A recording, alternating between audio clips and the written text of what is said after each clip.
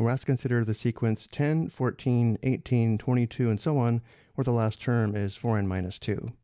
Analyzing the sequence, notice how the terms are increasing by 4. 10 plus 4 is equal to 14. 14 plus 4 is equal to 18. And 18 plus 4 is equal to 22. And therefore we should recognize this as an arithmetic sequence in which the common difference d equals 4. And also notice, since the last term is 4n minus 2, we know the closed formula for the sequence is a sub n equals 4n minus 2. And now let's consider the first question. How many terms are there in the sequence? Your answer will be in terms of n. Well, we know the last term is a sub n, which is equal to 4n minus 2, but we don't know what value of n generates the first term, which is 10.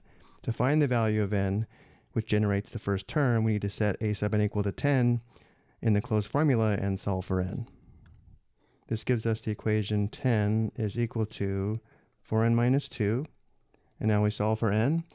First step is to add 2 to both sides, which gives us 12 equals 4n. Then we divide both sides by 4.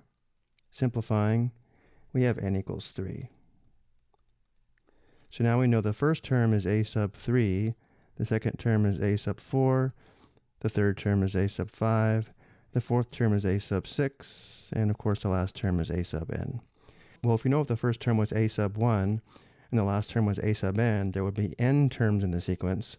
Our sequence is missing a sub 1 and a sub 2, or starts with a sub 3 and goes to a sub n, which indicates there are n minus 2 terms in the sequence. In general, to find the number of terms in the sequence, we take the index of the last term, subtract the index from the first term, and then add 1. Notice n minus 3 plus 1 is n minus 2. For part B, what is the second to last term in the sequence? Well, we know the last term is a sub n, and therefore the second to last term is a sub n minus 1, which using the closed formula is equal to 4 times the quantity n minus 1 minus 2. Simplifying, we have a sub n minus 1 equals 4n minus 4 minus 2, which gives us 4n minus 6 for the second to last term. So again, a sub n minus 1 is the second to last term, which is 4n minus 6.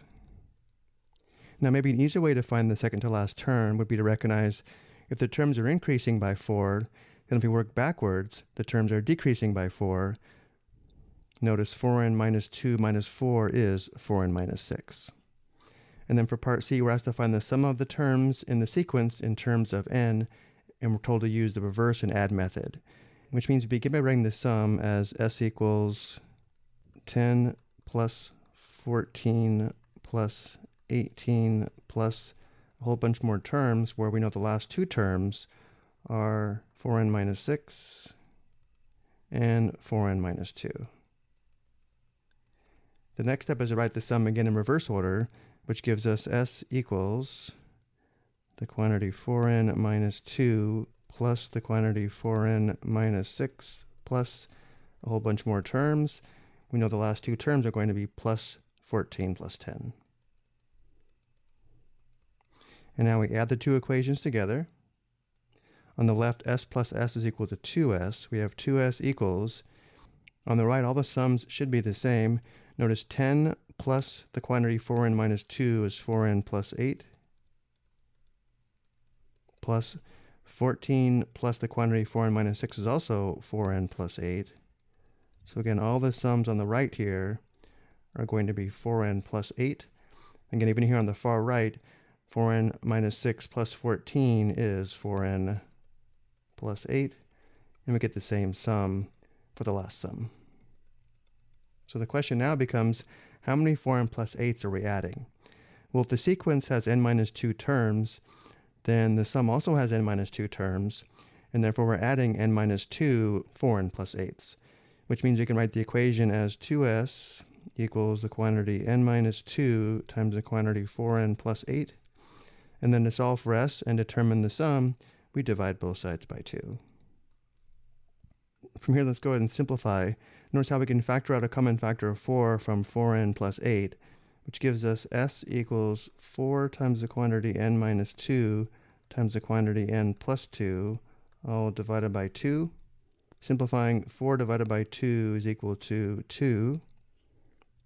And therefore we can say the sum S is equal to 2 times the quantity n minus 2 times the quantity n plus 2.